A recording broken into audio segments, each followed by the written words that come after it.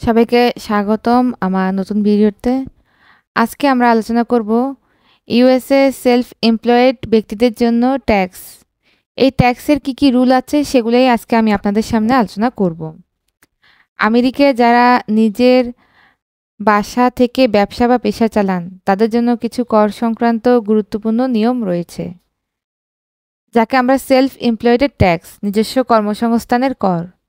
আপনাকে social security ও মেডিকেয়ারের জন্য মোট 15.3% কর দিতে হয়। এতে কর্মচারী ও নিয়োগকর্তা উভয় অংশই আপনার দিতে হয়। ত্রৈমাসিক ট্যাক্স, বছরে যদি $1000 বা তার বেশি কর দিতে হয় বলে ধারণা করেন, তবে প্রতি 3 মাস অন্তর অন্তর অগ্রিম কর জমা দিতে হবে। শিডিউল সি ফর্ম 1040, আপনার ব্যবসায়িক আয় ও খরচ শিডিউল সি ফর্মে উল্লেখ করে মূল ট্যাক্স রিটার্নে 1040 জমা দিতে হয়। ব্যবসায়িক খরচ কাটছাট, home office, internet, phone bill, software, ভ্রমণ বিজ্ঞাপন, সরঞ্জাম ইত্যাদির বৈধ খরচ ট্যাক্স থেকে বাদ দিতে পারেন।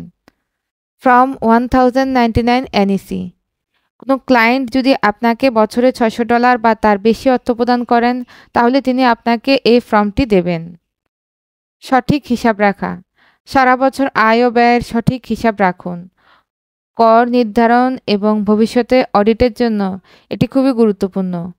স্বাস্থ্য বিমার কাটছাট, নিজের জীবনসঙ্গী ও নির্ভরশীলদের জন্য স্বাস্থ্য বিমা বাবদ প্রিমিয়াম খরচ কর থেকে বাদ দিতে পারেন। রিটায়ারমেন্ট কন্ট্রিবিউশন, আপনি 16,401K বা এসইপি আইআরএতে অবদান রাখতে পারেন। এটি করের বোঝা কমায় ও ভবিষ্যতের জন্য সঞ্চয় হয়। Pass through income deduction, section 199A অনুযায়ী আপনার ব্যবসার লাভের উপর 20% পর্যন্ত ছাড় পেতে পারেন যদি যোগ্য হন। রাজ্য ও স্থানীয় কর, স্টেট ও লোকাল ট্যাক্স, আপনার রাজ্য বা শহরের উপর নির্ভর করে ইনকাম ট্যাক্স, সেল ট্যাক্স বা অন্যান্য ব্যবসায়িক কর প্রযোজ্য হতে পারে। এবার এই করের যে সমস্যাগুলো তা বিস্তারিত আলোচনা করব। নিজে সোশ্যাল সিকিউরিটি ও মেডিকেয়ার ট্যাক্সের সম্পূর্ণ পরিমাণ দিতে হয়, যা অনেকেরই অজানা থাকে, ফলে হঠাৎ করে বেশি কর দিতে হয়। ত্রৈমাসিক ট্যাক্স জমা না দেওয়া বা ভুল সময়ে দেওয়া এর জন্য জরিমানা ও সুদের কারণ হতে পারে। শিডিউল সি ফর্ম সঠিকভাবে পূরণ না করলে ট্যাক্স রিটার্নে ভুল হতে পারে, অডিটের সম্ভাবনা বাড়ে।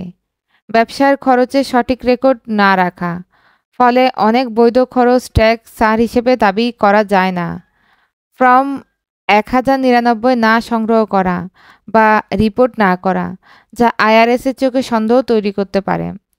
আয় ও ব্যয়ের ভুল বা অপর্যাপ্ত হিসাব, যা কর ফাঁকির অভিযোগ এনে জরিমানা ও আইনি জটিলতা ডেকে আনতে পারে। স্বাস্থ্য বিমার খরচ বাদ দেওয়া ভুলে যাওয়া, যেটা আপনার কর অনেকটা কমতে পারত। রিটায়ারমেন্ট প্ল্যানে অবদান না রাখা, যার ফলে ট্যাক্স ছাড়ও মিস হয় এবং ভবিষ্যৎ সঞ্চয়ও হয় না। কোয়ালিফাইড বিজনেস ইনকাম ছাড় সম্পর্কে না জানা, ফলে অপ্রয়োজনীয় কর দিতে হয়।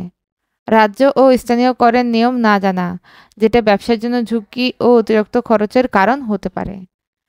তো আজকে আমরা এই বিষয় সম্পর্কে বিস্তারিত জানলাম। নেক্সট টাইম দেখা হবে নতুন কোনো ভিডিও নিয়ে। সকলকে সে পর্যন্ত ধন্যবাদ।